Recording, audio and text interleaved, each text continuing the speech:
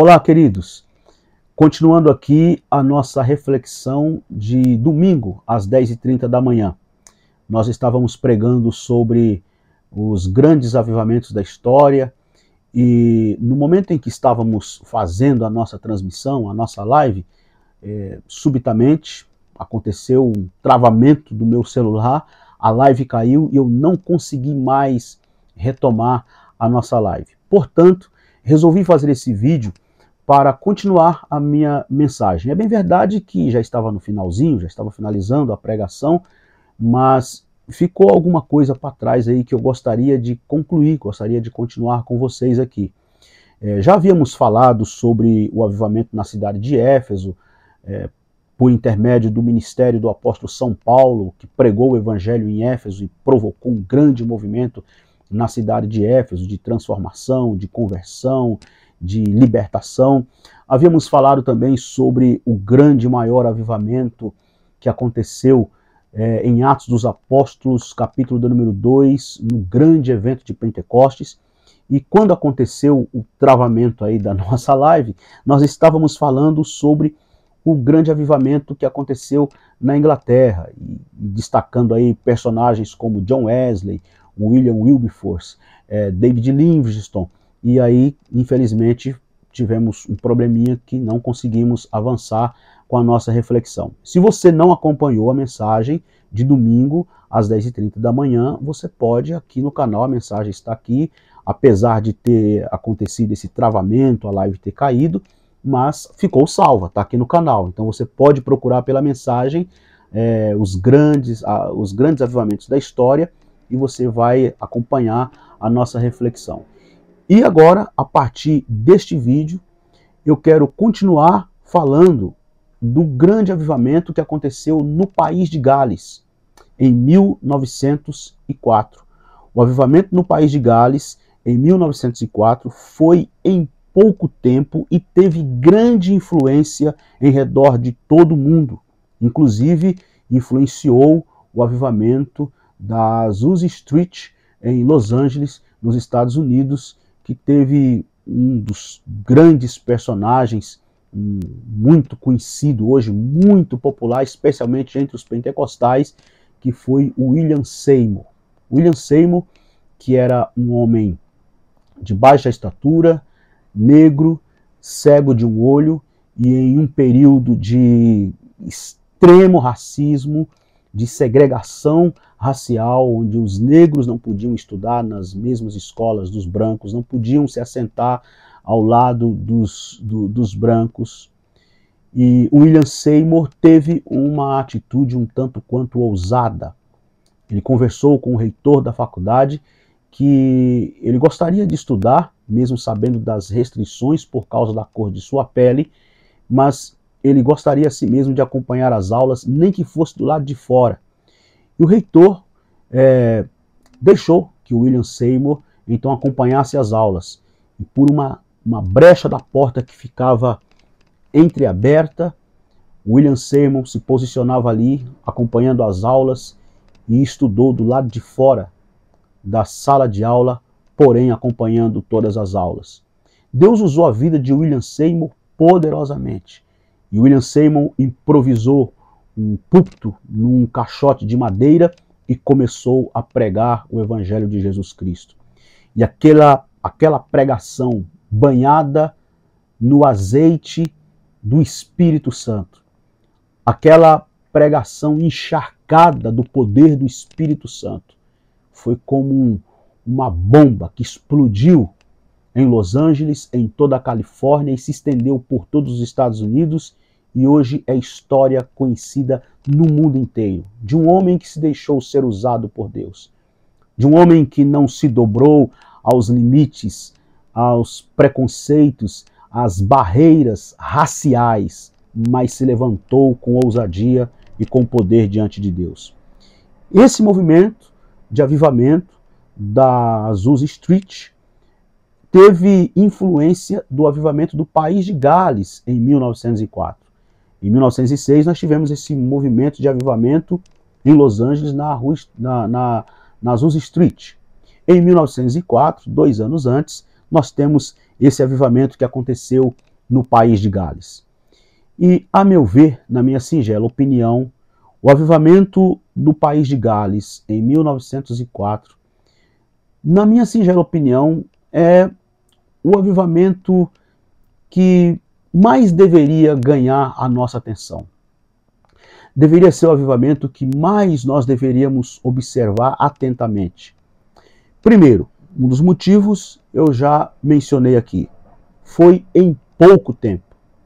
Em pouco tempo. A história diz que em 6 meses de oração, mais de 100 mil pessoas em todo o país de Gales estava reunido em oração, em choro, em pranto, em quebrantamento, clamando ao Deus dos céus que mandasse um avivamento sobre o país de Gales. E esse avivamento que se estendeu, não ficou restrito só ao país de Gales. Esse é um outro grande motivo que eu vejo que esse avivamento deveria ter um pouquinho mais de atenção nossa. Porque ele não ficou restrito só ao país de Gales.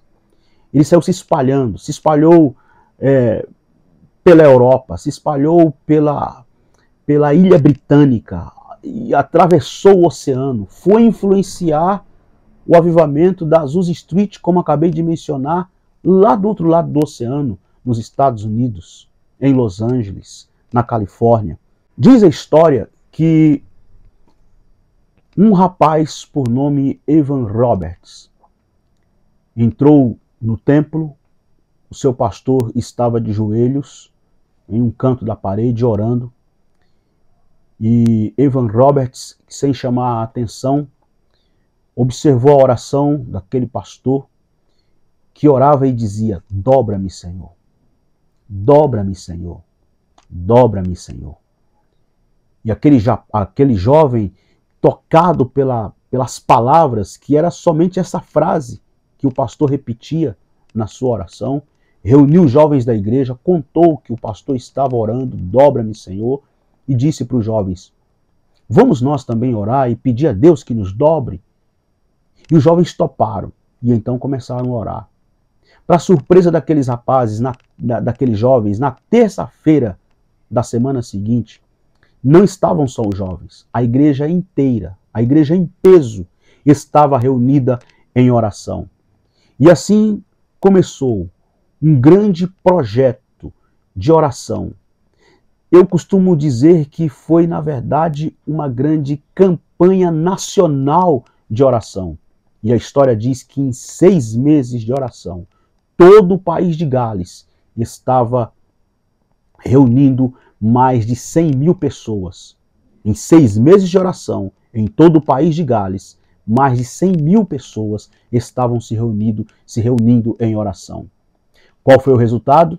Deus ouviu a oração daquela igreja, daquele povo, que começou com aquele pastor, sozinho no canto da parede na igreja, que foi ouvido por um jovem, que teve a iniciativa de reunir os jovens, e que os jovens se reuniram, e que esse grupo foi crescendo. Deus mandou um avivamento no país de Gales. A história diz que os teatros e os estádios tiveram que mudar as suas programações, porque o povo não estava querendo ir para os estádios e para os teatros. O povo estava procurando ir à igreja para ouvir a pregação do Evangelho. A história diz que os juízes se presenteavam com luvas brancas, comemorando o fato que não havia mais crimes para ser julgado. A história diz ainda que os prostíbulos faliram porque as prostitutas estavam se convertendo. As cadeias ficaram de cadeados abertos porque não tinha mais ninguém praticando crime, logo ninguém precisava ser preso. Deus sarou a nação. Deus curou aquela nação que outrora estava em plena decadência moral, espiritual e ética, a ponto de muitos líderes, muitos pregadores, saírem dos púlpitos e irem se embriagar nas mesas de jogos. Mas Deus sarou a nação. Deus curou aquela nação através de uma igreja que se disponibilizou diante de Deus a clamar a Deus em oração. Eu trouxe esses 4 grandes avivamentos, destaquei, dentre tantos, esses 4 avivamentos, para refletir com vocês, a partir da história, do relato, tanto bíblico quanto da história dos avivamentos e da história da igreja, da história do cristianismo, destacar para vocês algumas lições que nós podemos aprender a partir dessas histórias e propor uma reflexão para nós hoje, a fim de que nós também clamemos a Deus nesse tempo, para que haja um avivamento nesse tempo. Em Atos dos Apóstolos, capítulo de número 2, versículo de número 37, diz-nos assim a palavra de Deus. Atos dos Apóstolos, capítulo 2, versículo 37. Ouvindo eles estas coisas, compungiu-se-lhes o coração, e perguntaram a Pedro e aos demais apóstolos: que faremos, irmãos? Respondeu-lhes Pedro: arrependei-vos, e cada um de vós seja batizado em nome de Jesus Cristo para a remissão dos vossos pecados, e recebereis o dom do Espírito Santo. Pois para vós outros é a promessa, para vossos filhos e para todos os que ainda estão longe, isto é, para quantos o Senhor nosso Deus chamar.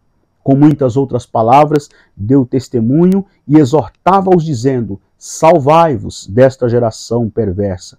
Então os que lhe aceitaram a palavra foram batizados, havendo um acréscimo naquele dia de quase 3.000 pessoas. Eu convido você a refletir 3 coisas. Primeiro, pregação do Evangelho. O texto diz: ouvindo eles estas coisas. Estas coisas o quê? O que foi que eles ouviram que ficaram com o coração compungido? Lembre-se que a palavra grega para compungido é coração apunhalado, coração esfaqueado, coração rasgado pela palavra. O texto diz: ouvindo eles estas coisas, compungiu-se-lhes o coração, apunhalou os corações, esfaqueou-se os corações, rasgou-se os corações. O que foi que eles ouviram que rasgou os corações, que compungiu-se-lhes o coração? Se nós prestarmos atenção nos versículos anteriores, nós vamos ver no capítulo 2, a partir do versículo de número 6, que aquela multidão toda ouviu na sua própria língua materna aqueles irmãos semi-analfabetos, semi-letrados, pregando o Evangelho de Jesus Cristo na unção e no poder do Espírito Santo. Houve pregação coletiva do Evangelho por parte daquela igreja.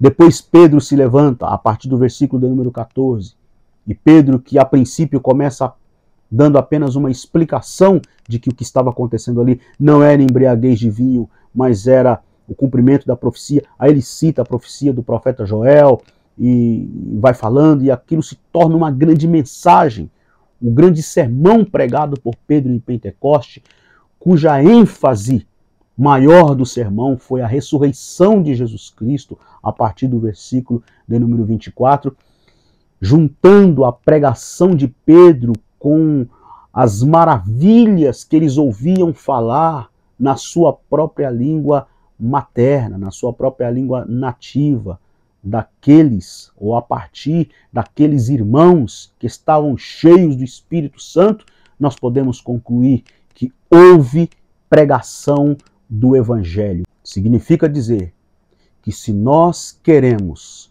alcançar vidas para Cristo, se nós queremos ver uma igreja tomada pelo poder do Espírito Santo de Deus, se nós queremos ver um avivamento verdadeiro em nosso tempo, nós precisamos nos levantar com poder, com ousadia, no Espírito Santo, pregando o Evangelho. É a palavra, é o Evangelho que gera poder, é o Evangelho que levanta homens e mulheres, que apunhala corações, que chama ao arrependimento, que chama à conversão. É a palavra pregada. Por isso Paulo exorta a Timóteo e diz: prega a palavra, em tempo e fora de tempo. Então, esse é o primeiro destaque. Houve pregação verdadeira, genuína da palavra. Houve exposição do Evangelho. Houve pregação do Evangelho. Segundo, houve clamor ao arrependimento. Porque quando eles perguntam: que faremos, varões e irmãos? Qual foi a resposta de Pedro? Arrependam-se. Arrependam-se. E eu tenho batido nessa tecla nos vídeos anteriores, nas lives anteriores, eu tenho comentado sobre isso. Arrepender é converter, é mudar de direção. Arrepender é tomar uma nova atitude, é se levantar com uma nova postura, é mudar radicalmente a direção. É dizer: Deus, eu me rendo. Deus, eu me prostro. Deus, eu desisto dos meus próprios recursos. Desisto de querer seguir a minha própria intuição, o meu próprio pensamento, a minha própria vontade. Eu me entrego à tua vontade. Eu me coloco à tua disposição. Eu quero estar no centro da tua vontade. Quero viver para a tua glória e para o teu propósito. Arrependei-vos. Note bem, foi esta a mensagem de Pedro em Pentecostes. Pedro não aproveitou o momento. Pedro não, agora eu vou me aproveitar que o povo está comigo, a multidão está aqui na minha mão, agora eu vou manipular, agora eu vou fazer o que eu quiser, agora eu vou chamar esse povo aqui e vou pregar uma mensagem aqui de autoajuda, vou trazer esse pessoal para o meu lado. Não, Pedro pregou arrependimento. Se arrependei-vos. Vocês precisam tomar uma nova atitude diante de Deus. Vocês precisam de reconciliação com Deus por intermédio de Jesus Cristo, seu Filho, que nos reconciliou na cruz do Calvário. Vocês apenas precisam crer. Creiam e recebam esta mensagem. Foi o que Pedro pregou em Pentecostes. Terceiro, precisamos exercer a nossa vocação profética. O versículo de número 40 diz assim: com muitas outras palavras deu testemunho e exortava-os dizendo: salvai-vos desta geração perversa. Olha a mensagem da igreja primitiva. Salvai-vos desta geração perversa. Há 2000 anos Pedro já estava pregando isso. Há 2000 anos a igreja primitiva já estava pregando isso. Hoje, quando a gente fala qualquer coisa nesses termos, as pessoas ficam irritadas, as pessoas começam a atacar nas redes sociais, as pessoas começam a se revoltar nas redes sociais. Mas há 2000 anos Pedro já estava falando isso. Arrependei-vos, convertei-vos, salvai-vos desta geração perversa. Ou seja, a igreja, para experimentar um verdadeiro avivamento, ela precisa se jogar no joelho. Ela precisa caminhar na oração. A igreja, para experimentar um verdadeiro avivamento, precisa pregar 100% a palavra da cruz, a mensagem de Deus, o evangelho de Cristo. A mensagem precisa ser bíblica. Terceiro, para experimentar um verdadeiro avivamento, a igreja não pode esconder a mensagem do arrependimento das pessoas. E quarto, para que experimentemos um verdadeiro avivamento, a igreja não pode trocar a sua vocação profética por um prato de lentilha. A igreja não pode deixar de ser consciência do Estado para se aliar ao Estado. A igreja não pode trocar o poder da cruz pelo poder político. A igreja primitiva exerceu voz profética. A igreja primitiva se manteve na sua posição. A igreja primitiva se manteve como a igreja de Cristo, que anuncia o evangelho e denuncia o pecado. Sejam eles pessoais ou coletivos. Sejam eles privados ou pecados sociais, a igreja denunciou. Precisamos de homens e mulheres como Jeremias, como Isaías e Jeremias, que levantaram o dedo em riste e denunciaram a opressão, a injustiça, o engano e a violência. Precisamos de homens e mulheres como Amós, o profeta Amós, que denunciou a exploração do homem pelo homem. Precisamos de homens e mulheres, profetas da estirpe de Miqueias, que vociferou contra o abuso dos aristocratas de Jerusalém contra a maioria do povo camponês. Precisamos de homens e mulheres com a coragem de João Batista, que repreendeu o vil Herodes, mesmo que custou a sua cabeça, mas João Batista não omitiu a mensagem que Deus mandou entregar a Herodes e assim repreendê-lo e denunciar o seu pecado.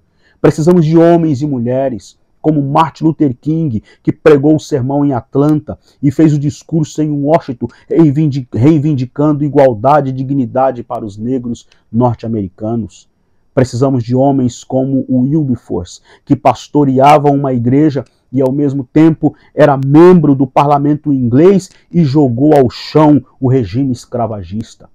Precisamos de homens e mulheres como pastores anônimos, que estão nos morros do Rio de Janeiro, que estão espalhados pelas mais diversas comunidades e favelas da cidade de São Paulo, de Belo Horizonte, de tantas outras capitais em redor do mundo, que estão nas periferias, que estão nos lugares mais inóspitos possíveis, mas estão pregando o evangelho, promovendo o curso de alfabetização, amparando crianças, velhos, órfãos, viúvas, estrangeiros, necessitados e levantando a bandeira do Evangelho de Jesus Cristo.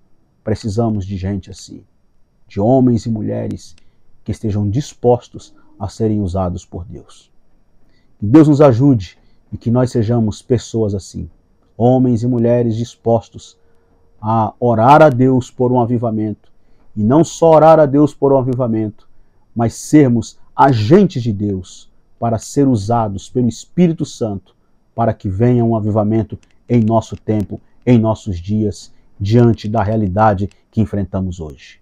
Que Deus em Cristo nos abençoe. Fiquem todos na paz do Senhor.